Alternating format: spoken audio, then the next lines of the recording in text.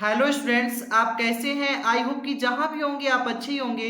जैसा कि आपका बोर्ड एग्जाम बिल्कुल नज़दीक आ चुका है, हम daily daily important topic provide करा रहे हैं आपको, ठीक है, चैनल के माध्यम से।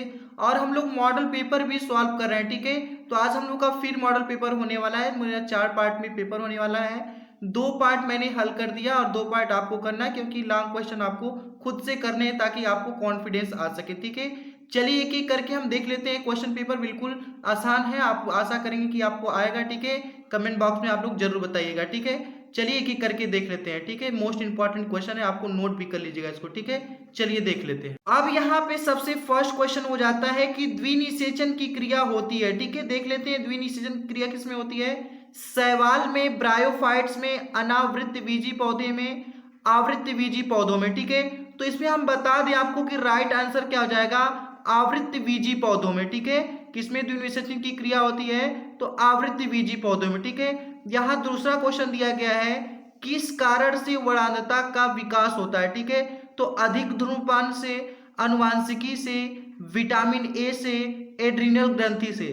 तो आपको हम बता दें राइट आंसर क्या हो जाएगा, किस कारण से वरांधता का विकास होता है, तो अनुवांशिकी से, क्योंकि ये अनुवांशिक डिसऑर्डर यानी जेनेटिक डिसऑर्डर होते हैं, ठीक है। तो इसका जो सेकेंड ऑप्शन हो जाएगा वो राइट आंसर हो जाएगा अनुवांशिकी से, ठीक है। आशा करते हैं कि 2 क्वेश्चन आपको आसानी से क्लियर हो गए होंगे।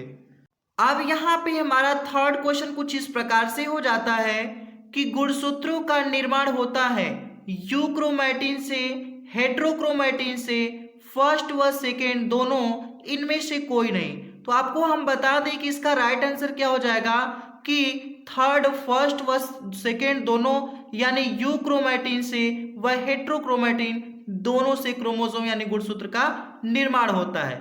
चौथा क्वेश्चन यहाँ कुछ इस प्रकार से दिया गया है, संदेशवाहक आरएनए का निर्माण होता है केंद्रक में, राइबोसोम में, गाल्जी काय में, कोशिका द्रव में। तो इसमें हम आपको बता दें कि जो राइट आंसर हो जाएगा वह हमेशा संदेशवाहक आरएनए का निर्माण कहाँ होता है, केंद्रक में होता है, ठीक है। मैसेंजर आरएनए यानी एम आरएनए का निर्माण कहाँ होता है, केंद्रक में। वह केंद्रक से सूचनाओं को कोशिका द्रव में पहुंचाने का काम करता है, इसलिए क्या बोलते हैं, संदेशवाहक आरएनए के नाम से जाना जाता है। आशा करते हैं कि आपको यह क्वेश्चन अच्छे से क्लियर हो गया होगा।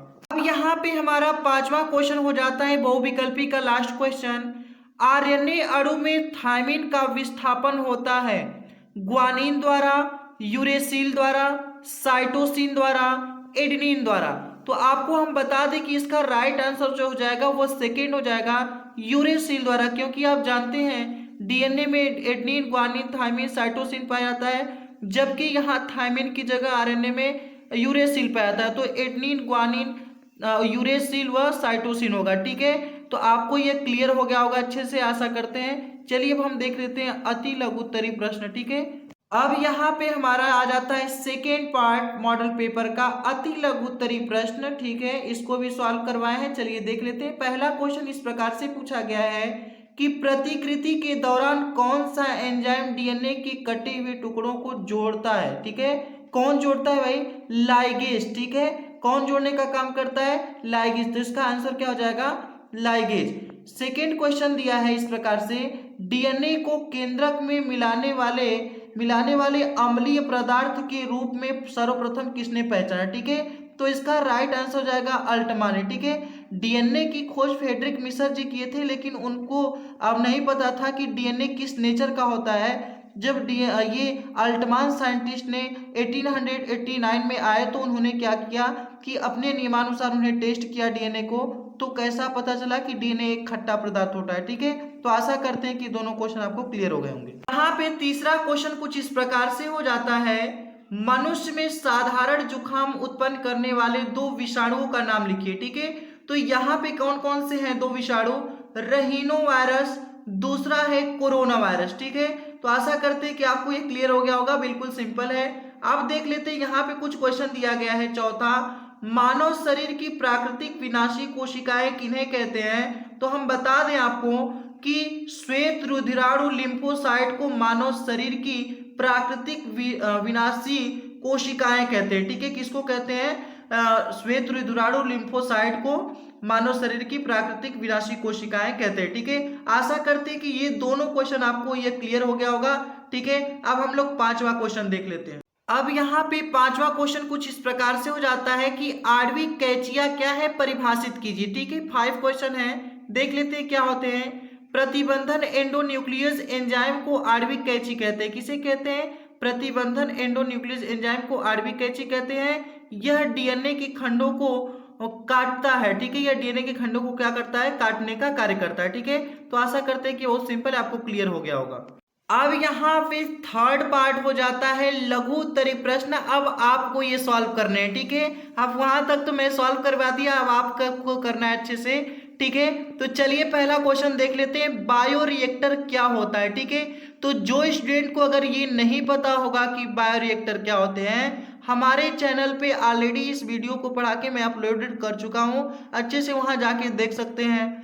सेकेंड क्वेश्चन है पीसीआर क्या होता है, समझाइए। ठीक है, पीसीआर को भी मैंने बायोरिएक्टर और पीसीआर भी पढ़ा के अपलोडेड कर चुका हूं। ठीक है, नेक्स्ट क्वेश्चन है थर्ड, अनुवांशिकी अभियांत्रिकी को लिखिए। ठीक है, अनुवांशिकी अभियांत्रिकी क्या होते हैं, इसको आपको बताना है। ठीक है, चौथा क्वेश्चन कुछ इस प्रकार से दिया गया है, पारजीनी जंतु से आप क्या समझते हैं। ठीक है, क्या करना है कि पारजीनी जंतु से आप क्या समझते हैं, आपको बताना है। ठीक है, 5 क्वेश्चन है, जीन चिकित्सा क्या होता है उसको आपको बताना है। ठीक है, तो ये पांचों क्वेश्चन आपको सॉल्व कर लेने हैं बिल्कुल अच्छे से, और आप खुद से सॉल्व करिएगा। ठीक है, वहां तक तो मैं करवा दिया, बाकी आपको अब करना है, ईमानदारी से आप सॉल्व कर दीजिएगा। ठीक है, चलिए अब देख लेते हैं विस्तृत उत्तरीय प्रश्न।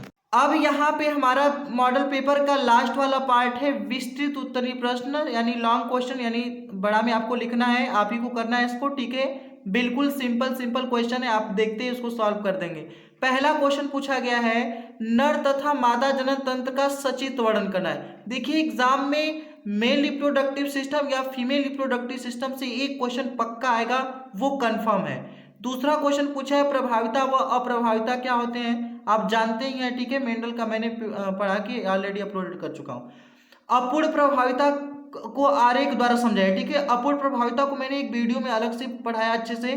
ठीक है, और उसको आप देख लीजिए जाके, उसको कर लेना है। मानसिक चक्र यानी पीरियड्स क्या होते हैं या फिर मेंस्ट्रुअल साइकिल्स क्या होते हैं, आपको ये आता होगा, आशा करते हैं कि आप इसको कर लेंगे। ठीक है, नेक्स्ट है पांचवा क्वेश्चन, पक्षियों में लिंग निर्धारण कैसे होता है, फिर पक्षियों में लिंग निर्धारण कीजिए। ठीक है, तो आपको आशा करते हैं कि पांचों क्वेश्चन बिल्कुल अच्छे से कर पाएंगे, बहुत ही सिंपल है। अगर किसी क्वेश्चन में आपको प्रॉब्लम होगी, हमारे चैनल के प्लेलिस्ट में जाइए और अच्छे से उसको देखकर आप उसको सॉल्व कर दीजिए। ठीक है, चलिए आशा करते हैं कि आपको ये सारे क्वेश्चन कंप्लीट हो गए होंगे। Thank you so much for watching my video.